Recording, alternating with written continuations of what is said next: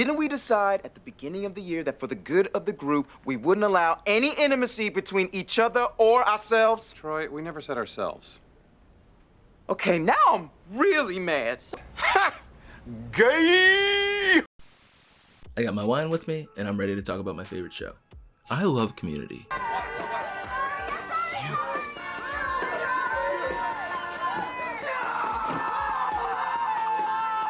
It's a sitcom about an unlikely and extremely diverse group of friends attending an insane community college. With dorm rooms and school-wide paintball fights, among the chaos is our main group, led by Jeff Winger, a lawyer who was disbarred for having a fake law degree from Columbia. We follow Jeff and his journey as he enrolls into Greendale Community College to get an actual degree.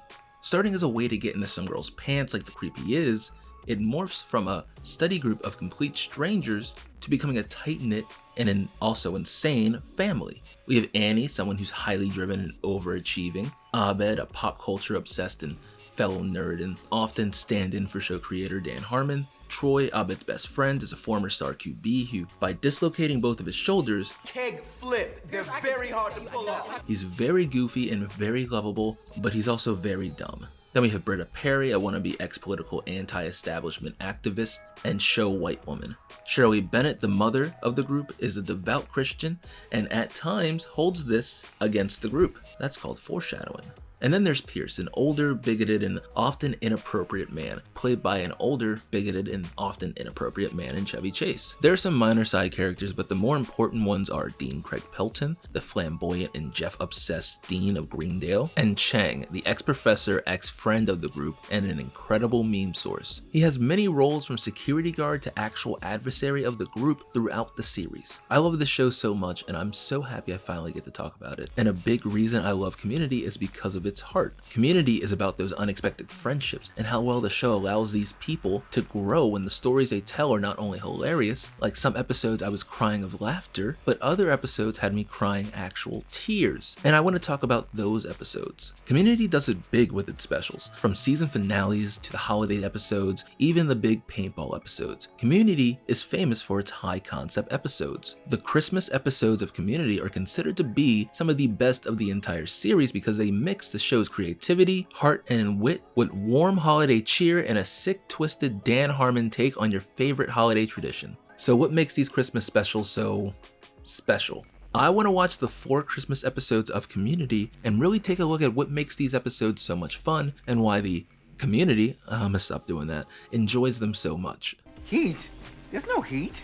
If there was heat, I'd be nervous, and if I was nervous, I'd be rambling, and I'm definitely not rambling, so there's no heat.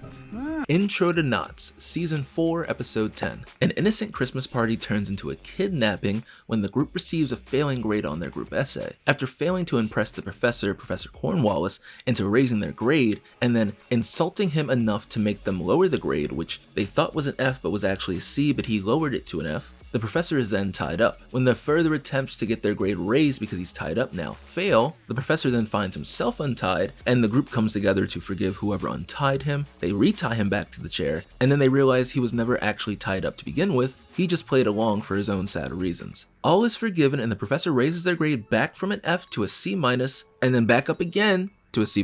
Fun fact. So during the end scene, Dean Pelton arrives and he gives everybody kittens. 2 of those kittens are named after Danny Putty's twins. And this one is James, and this one is Fiona. This episode is the weakest of the 4, mainly a bottle episode, but whereas the other bottle episodes do well, the material here is weaker. There is a pretense of the professor pitting the group against each other, but really there's no conflict. There are a lot of avenues to attack. Troy is dating Britta, and Britta used to hook up with Jeff, yet there's not really any conflict there. Annie wants a higher grade, and she does punch Jeff when it's revealed Jeff lowered their grade, but there's no conflict. Shirley's upset about Annie insulting her intelligence, but again, no conflict really, it's forgotten. The group bands together far too easily, and Abed sits with his popcorn, and I thought stuff was really gonna go down, but it happened, then we rushed by it. Also, I thought the way we got to the F was stupid.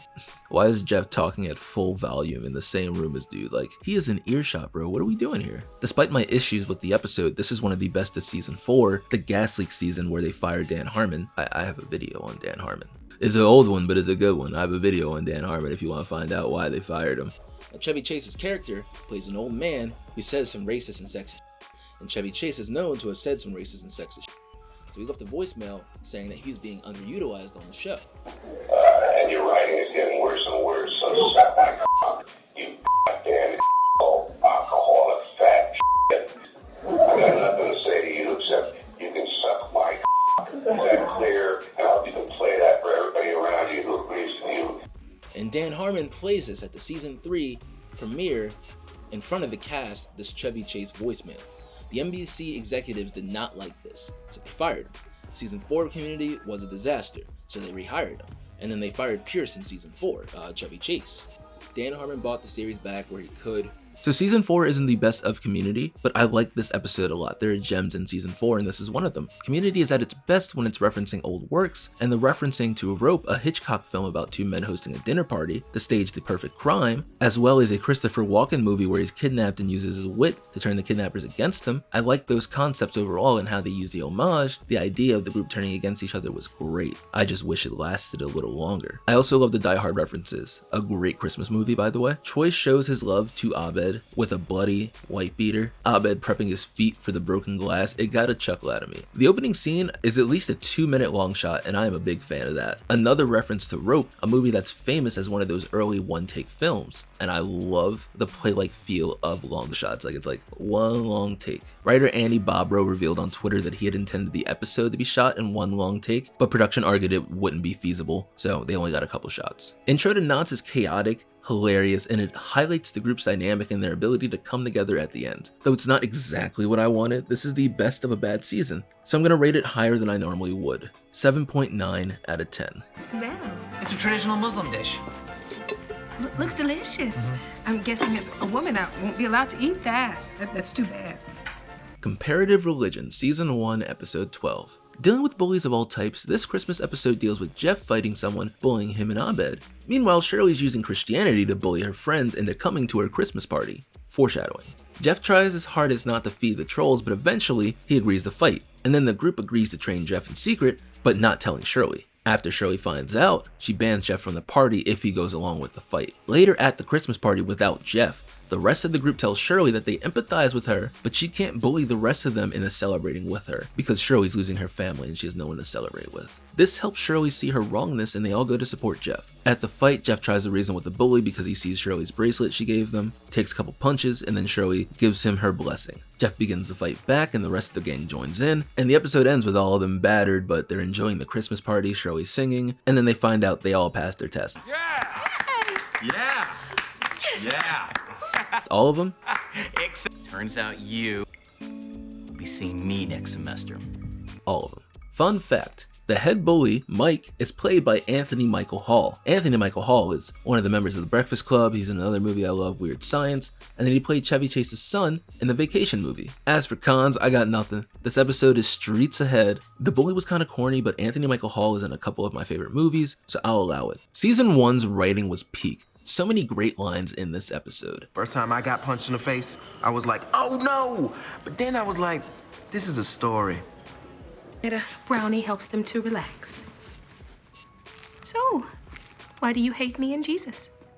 I don't think my brownie's working. Jeffrey, you're a man now. How's it feel? I got hit in the face like 4 times before you punched me.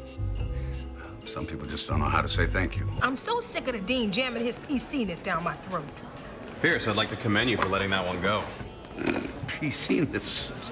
The religious reveal scene was hilarious. So many jokes packed into that one scene. Shirley's surprised at her friend's different religion, their misunderstanding of each other's religion, and everyone booing Jeff for being agnostic. It's hilarious. I think MVP of this episode would have to be Britta or Jeff. Britta gets the short end of the stick in later seasons, so it's nice to see her get some shine here, both with her men fight to release pent-up gay energy plot. Then you look straight through his eyes and deep into his soul. And then you moved to Vermont. I am sick and tired of you saying that fighting is gay. Well, she's got a point. You know, in boxing, you fight for the purse and the belt. I gotta write a paper about that. And her actual speech that shakes Shirley out of her tirade. The scene where Troy and Pierce teach Jeff how to fight is peak Community. Pierce catches Jeff and Troy off guard, Troy with a racist joke, and then the fact that they're unable to hide the fact that they're training for the fight. We're trying to get Jeff ready for the fight.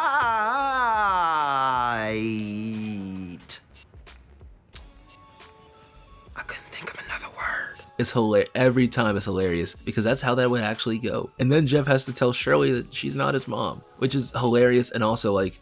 And when we have a serious discussion, I find that a brownie helps them to relax.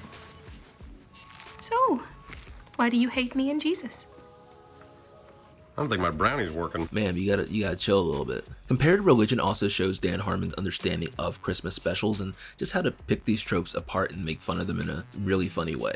Shirley's upset that Jeff is ruining Christmas, and Jeff is insistent that it is only December 10th. It's not even Christmas yet. It's a great running gag. Another hilarious gag is Annie screaming. We saw that earlier in the season, and we'll see that continuing, and it's hilarious every time. She does it so well. Jeff does really shine in this episode. He stands up for Abed against the bully. He really does try and honor Shirley's "What Would Jesus Do" bracelet by making peace with the bully till he gets 2-piece combo, extra fries. He gets a couple good hits in while fighting, and then he passes his Spanish test. Good job, Jeff. Comparative Religion takes the typical holiday get-together and flips it on its head, highlighting the characters' personal struggles and religious differences. Instead of this feel-good holiday celebration, it's a chaotic mix of conflicting beliefs, all while still managing to showcase the group's growing bond and support of each other in Season 1. One of the best episodes, Christmas or otherwise, from one of the best seasons of Community, this episode is a 9 out of 10. I hate Glee. I'm not crazy about Glee either. I hate it. I don't understand the appeal at all. Regional Holiday Music, Season 3, Episode 10. The group is sucked back into the world of Glee in the 3rd season as Abed just wants to spend the holiday with his friends, but they're all busy. When Jeff causes the current Glee club to have a full-on mental breakdown, the music teacher Mr. Rad wants them all to fill in for them, because they did that in the past off-screen. They don't want to. And the music teacher Mr. Rad uses Abed's love of his friends and want to be together to get the group to join Glee Club, so Abed infects each of his friends with Glee, and one by one each member is infected by use of song. When the entire group is infected, they perform at the winter pageant, and when Abed realizes that this won't stop at the holidays, he just wanted them to be together for the holidays, not go to regionals, he uses Britta to disrupt the pageant, getting Mr. Rad to actually crash out. Oh, it's supposed to be gleeful and bright and fun, and you can let me do that, or there can be another bus crash! Figuratively. I'm saying you not listening to me is like metaphorically cutting the brake lines on your own Look, Kings of Leon. And after that, Abed solemnly returns home. His friends show up and apologize and agree to spend the holidays with their friends. So I like here, fun fact, that you could see Annie, Britta, and Shirley reenact the 3 wise monkeys during Baby Boomer Santa. This episode is an homage to Invasion of the Body Snatchers, and I love how the show uses Abed infecting his friends with Glee as a stand-in for that. I really enjoy how each person is infected. Troy is dragged in by his friendship with Abed and dressing up. Pierce has his ego and vanity appealed to. Annie is peer pressured into joining or jumped in. Jeff has Annie's sexuality used against him. Shirley is infected with the Holy Ghost, and Britta is infected by Jeff. This episode also heavily references and heavily poops on the TV show Glee, and as a former Glee enjoyer, I quite like that. Regional Holiday Music is an extended reference to Glee, and that show's obsession with regionals. What the hell are regionals? They never stop talking about it. What the hell are regionals? What the hell are regionals? I thought this was regional. Those include the harmonizing vocals heard in the background of certain scenes. The pianist scene as the gang walks into the study room resembles Brad Ellis, who plays the quiet pianist on Glee, and Troy gives a Will Schuester-esque speech before Baby Boomer Santa. When Annie infected Jeff, I felt uncomfortable. The song Santa Baby was just uncomfortable. It was supposed to seem that way. It's a satire of all those Santa Baby songs that infantilize women's sexuality, and of course Allison Brie doing it is going to be sexy, but like, Jeff Wright. Look, eventually you hit a point of diminishing returns on the sexiness. What's the diminishing? All the songs in the episode were perfect, beginning with Glee and then the Christmas Infiltration, and then Baby Boomer Santa, Teach Me How to Understand Christmas Even Though Uncomfortable was fun, Happy Birthday Jesus, and then, you know, even Britta's song was fun too.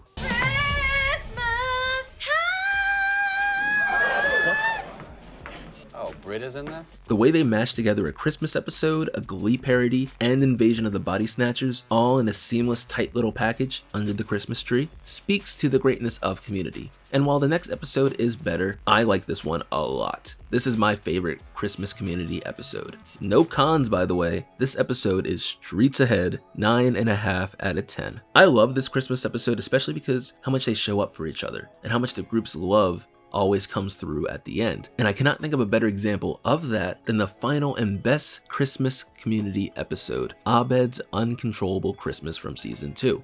You're trying to destroy Christmas because you blame your sadness on it. I'm crawling out the window. No, you're not. Snap out of it. Whoa, who taught you therapy? Michael Jackson's dad? Among fans, this is a controversial opinion, but in my opinion, I think this is the best Community Christmas episode. Things seem off when the entire campus is in stop motion animation. Spurred by an unknown incident, Abed is seeing the world completely in claymation. Wanting to use Abed's mental breakdown for his own gain, the school therapist Duncan becomes a Christmas wizard to help Abed examine his trauma in the cave of frozen memories, while Abed just wants to go to the North Pole and find the meaning of Christmas. After Shirley and Jeff are kicked from the trip, Abed causes Duncan to have his own Christmas memory breakdown, and Duncan storms off. The rest of the group continues minus Britta because she forced him into therapy. Once Duncan returns to the trip, he tries to get revenge on Abed, but Annie and Troy help Abed escape. Abed and Pierce make it to the North Pole, and Abed doesn't find quite what he's looking for. Duncan arrives and reveals the incident that started all of this. Abed's mom saying she can't do their normal Christmas tradition because she has a new family. This information causes Abed to freeze in a block of ice, and Duncan is proud of himself, but Pierce berates him, and then the rest of the group shows up. They fight off Duncan and unfreeze Abed. Abed realizes the real meaning of Christmas is what you make it, and him and his friends enjoy Rudolph the Red-Nosed Reindeer while finishing the episode still in stop motion. Fun fact, you can see our group in the same position on the couch in the TV as they are in real life and claymation. While I love this episode, it lacks a certain comedic feel. There are definitely funny moments, but for certain they take a back seat to the more emotional aspect of the episode. I'm also not a fan of how Abed treats Britta. She just wanted to help him and he resented her the entire episode, even kicking Britta off the journey because she forced him into therapy. Yes, you shouldn't force or trick anyone into therapy, but she wanted to help, and his exit song for Britta, Britta, but programmed badly, wires with fraying ends, I felt was just too harsh. functioning mad and sadly, no faith in herself. I will say the animation style turned off a lot of people, and that's fair, but I don't agree. I like this animation style like Oral Moral or Rudolph the Red-Nosed Reindeer, so I think if you can look past the animation, you'll have a really good episode. Because the comedy takes a backseat in this episode, I think the emotional payoff is that much harder. We understand why Abed is stuck seeing everything in stop motion, and it's incredibly relatable and sad. This episode is an homage to the classic Rankin and Bass stop motion animated Christmas specials from the 70s and 80s. If you have great memories of those specials, I think you'll like this episode a lot. It also borrows from Willy Wonka in the way of disposing unwilling members of the group from the journey, and each song, minus Britta's, felt fun and also hilarious. I especially love Annie singing Jeff's exit song with so much glee. Bitter, shallow hipster, sweater, matching socks.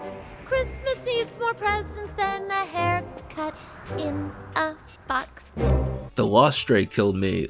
No, it's a metaphor. It represents lack of payoff. Lost set up so many storylines and mysteries in its early season that many viewers thought did not have a good payoff. The stop motion in this episode was so much fun. The models were very detailed. I love how much emotion the dolls still allowed them to capture, specifically the first scene where the group is horrified to hear Abed is mentally broken, and also the scene where Britta is crying because she's kicked off the journey. I think Abed escaping into claymation was a great representation of him escaping his trauma. What his mom said to him in that letter, no matter what the context is earth-shadowing whether you're 60 or 6. A future episode sheds light on what that table actually looked like outside of claymation, and it is perfect. It is hilarious. It's obviously what you think, just them all sitting around the table. The jokes that are here are really funny, and while this is one of the least funniest episodes, the small amount of jokes here pack a punch. And what we lost in comedy, we made up for in emotional beats. It's funny, emotional, and nostalgic, all wrapped in one beautiful episode. I cry every time I watch it due to the last frame before the episode tag. I love this episode so much, and I think it being in claymation softens the sadness just a little bit. Whenever you get too deep, you gotta put it in animation. That's why if BoJack was a live action show, it would be so sad.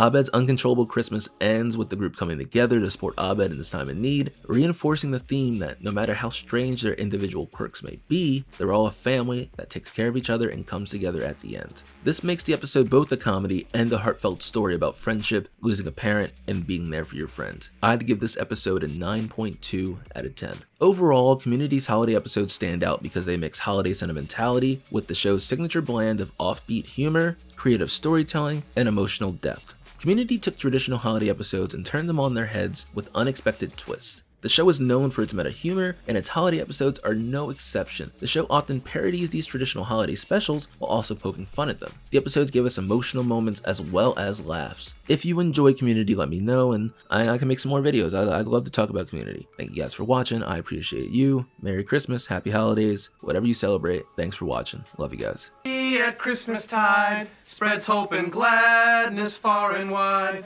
Oh, Christmas Troy, oh, Christmas Troy, thou tree most fair and lovely. Don't move. This nose smells like special drink.